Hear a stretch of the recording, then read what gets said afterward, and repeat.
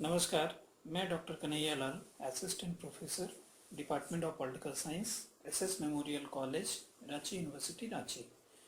प्रिय विद्यार्थीगण, मैं आज आप लोगों के समक्ष बीए सेमेस्टर 3 का paper local self government in India, जिसका कोड कोर 5 है, और चैप्टर 3 का टॉपिक 3 टायर पंचायती राज सिस्टम यानी त्रिस्तरीय पंचायती राज व्यवस्था, इस पर हम लोग यह देखने का प्रयास करेंगे कि भारत के 73वें संविधान संशोधन के अंतर्गत ग्रामीण स्थानीय स्वशासन के लिए त्रिस्तरीय पंचायती राज व्यवस्था का प्रावधान किया गया है, जिसका विश्लेषण हम लोग आज करेंगे और जो आपके सेमेस्टर एग्जाम के लिए उपयोगी होगा।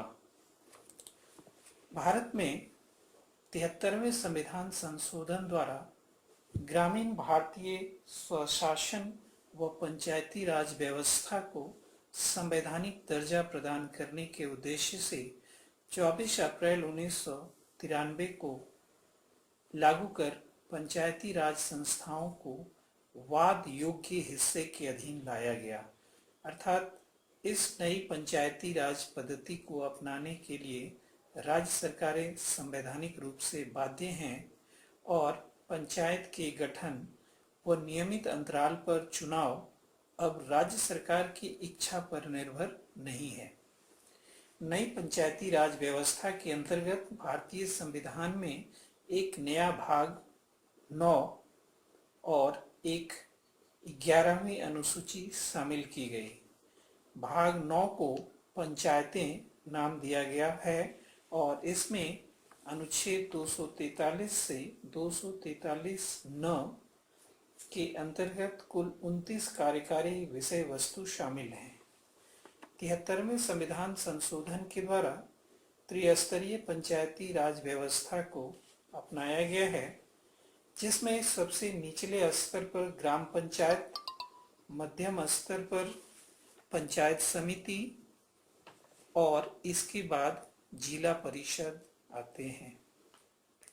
त्रिस्तरीय पंचायती राज व्यवस्था के अंतर्गत जो प्रावधान किए गए हैं, उनका अध्ययन इस प्रकार हम कर सकते हैं।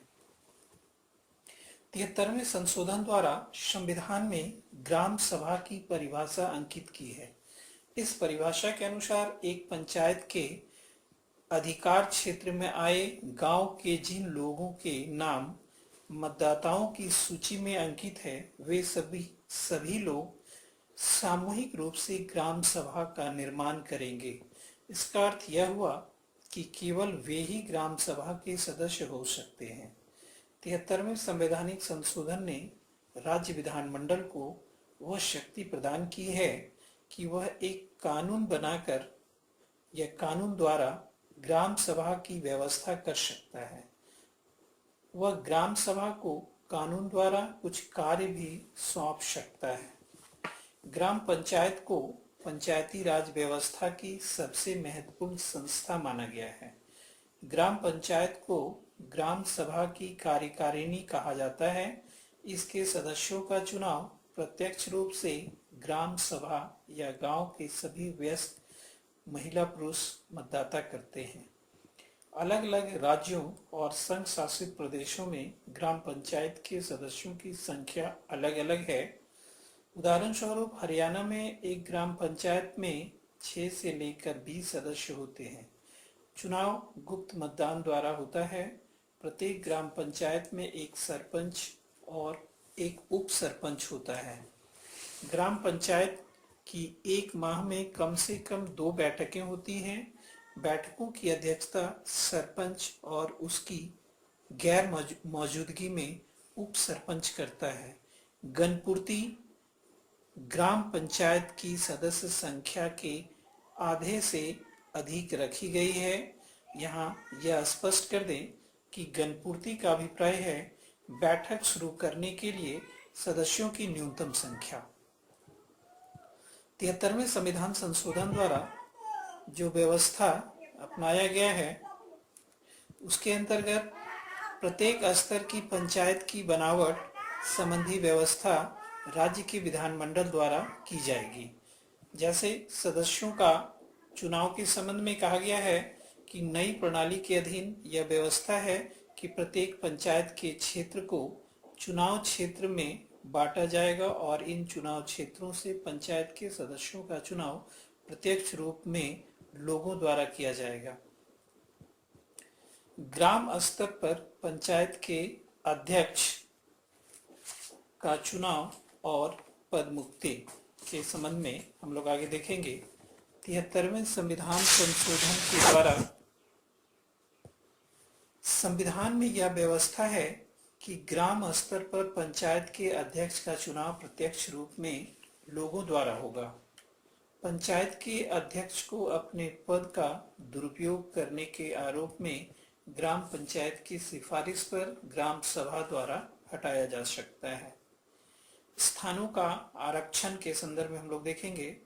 नवीन पंचायती राज प्रणाली के अधीन पंचायतों में अनुसूचित जातियों, अनुसूचित जनजातियों और स्त्रियों के लिए स्थान आरक्षित करने की व्यवस्था की गई है।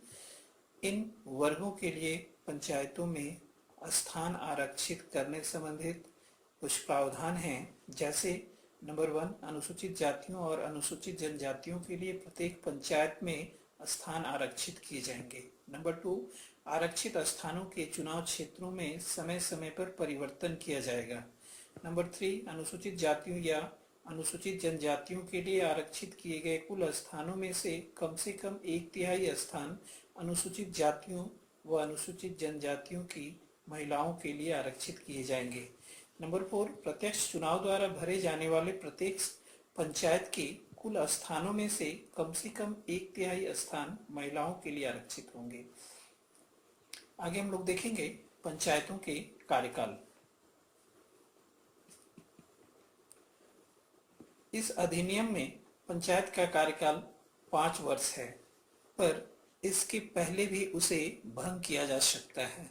भंग होने के कारण बताए जाएंगे और 6 माह की अवधि के अंदर 5 वर्ष के बचे शेष कार्यकाल के लिए ग्राम पंचायत का चुनाव कराया जाएगा।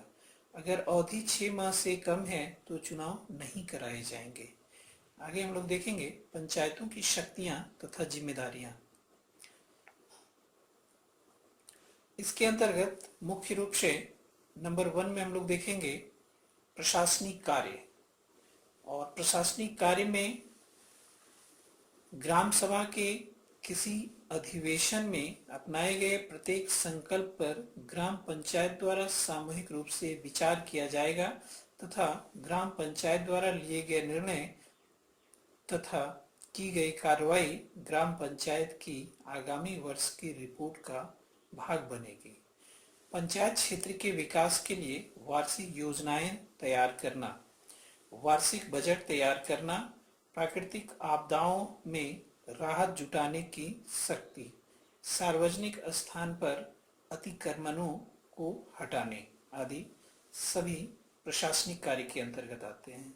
आगे हम लोग देखेंगे विकास संबंधी कार्य, जिसमें है नंबर 1, कृषि तथा बागवानी को प्रोत्साहन तथा विकास। नंबर 2, बंजर भूमियों का विकास। नंबर 3, पशु प्रजनन, मुर्गी पालन तथा अन्य पशुधन में सुधार। नंबर 4, डेयरी उद्योग, मुर्गी पालन तथा सुअर पालन को प्रोत्साहन। नंबर 5, चारागाह का विकास। नंबर 6, मछली पालन, ग्राम में मछली पालन का विकास। इसके आने वाले क्षेत्र सड़कों के दोनों ओर तथा अन्य सार्वजनिक भूमियों पर पौधारोपण तथा वृक्षारोपण आदि। आगे खादी ग्राम तथा कुटीर उद्योग, इसके अंतर्गत ग्रामीण तथा कुटीर उद्योगों को प्रोत्साहन देना, ग्रामीण क्षेत्रों के लाभ के लिए चेतना कैंपसों, सेमिनारों तथा प्रशिक्षण कार्यक्रमों, कृषि तथा औद्योगिक प्रदर्शनियों का आयोजन करना आदि आते हैं। आगे है ग्रामीण आवास। इसके अंतर्गत हम लोग देखते हैं इसकी अधिकारिता के भीतर स्थलों का वितरण, गृहों, स्थलों तथा अन्य प्राइवेट तथा सार्वजनिक संपत्तियों से संबंधित अभिलेखों का अनुरक्षण, पेयजल कुओं, टैंकों तथा तालाब का निर्माण, मरम्मत तथा अनुरक्षण मेलों का विनियमन पशु तथा धार्मिक उत्सवों से भिन्न मेलों को छोड़कर इसमें रखा जाता है। ग्रामीण विद्युतीकरण, जिसमें गलियों तथा अन्य सार्वजनिक स्थानों पर प्रकाश की व्यवस्था करना शामिल है। ग्रामीण सफाई, सामान्य सफाई का अनुरक्षण, सार्वजनिक सड़कें, नालियां, टैंक, कुएं तथा अन्य सार्वजनिक स्थानों की सफाई, शमशानों तथा कब्रिस्तानों की देखभाल करना, सार्वजनिक शौचालयों का निर्माण आदि इसके अंतर्गत रखे जाते हैं। आगे सार्वजनिक स्वास्थ्य तथा परिवार कल्याण से संबंधित कार्य। परिवार कल्याण कार्यक्रमों को लागू करवाना, महामारियों के विरुद्ध निवारणात्मक तथा उपचारी उपाय, मानव तथा पशु टीकाकरण कार्यक्रमों में भाग लेना, आवारा कुत्तों को हटाना, समाज कल्याण कार्यक्रमों के कार्यान्वयन में भाग लेना, जिसमें विकलांग तथा मानसिक रूप से मंद बुद्धि तथा निरक्षर शामिल हैं। आवश्यक वस्तुओं के वितरण के संबंध में सार्वजनिक चेतना को प्रोत्साहन देना आदि आते हैं। आगे हम लोग देखेंगे ग्राम पंचायत की आय के साधन। प्रत्येक पंचायत के लिए एक ग्राम निधि होगी और उसका उपयोग इस या किसी अन्य अधिनियम द्वारा ग्राम पंचायत या उसकी किसी समिति पर अध्यारोपित कर्तव्यों तथा बाध्यताओं के कार्य रूप देने के लिए और ग्राम पंचायत के ऐसे अन्य प्रयोजनों के लिए किया जाएगा जो राज्य सरकार विहित करे। इसके अंतर्गत जो ग्राम निधि के आय के जो साधन आते हैं उनमें प्रमुख हैं सरकार द्वारा प्राप्त होने वाले अनुदान व ऋण, गांव के या गांव से इकट्ठे होने वाले राजस्व का 10% भाग ग्राम निधि को मिलता है। ग्राम में मछली क्षेत्रों से हुई आय जो संबंधित ग्राम पंचायत के अधीन है। ग्राम पंचायत गांव में लगने वाले मेलों, मंडियों और प्रदर्शनी आदि पर भी कर लगा सकती है। मृत पशुओं की खाल बेचने से आय, अपराधी व्यक्तियों पर लगाए गए जुर्माने, पंचायतों द्वारा जारी किए जाने वाले लाइसेंस से प्राप्त फीसें, सेवा फीस जिसमें गलियों की सफाई तथा गलियों में प्रकाश की व्यवस्था और स्वच्छता के लिए फीस शामिल है। सभा क्षेत्र में विक्रमित पशुओं के पंजीकरण के लिए फीसें आदि इसके आय के साधन हैं। आगे हम लोग देखेंगे ग्राम पंचायत की स्थिति।